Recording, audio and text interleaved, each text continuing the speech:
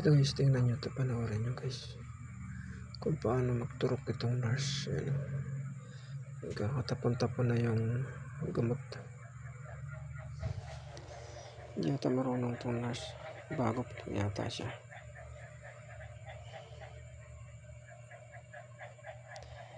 Yan, tingnan nyo kung paano siya magturok.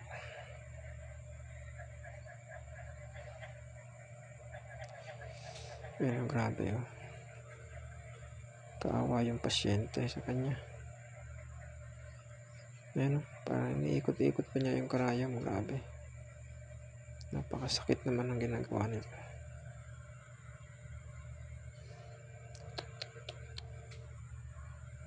Wala.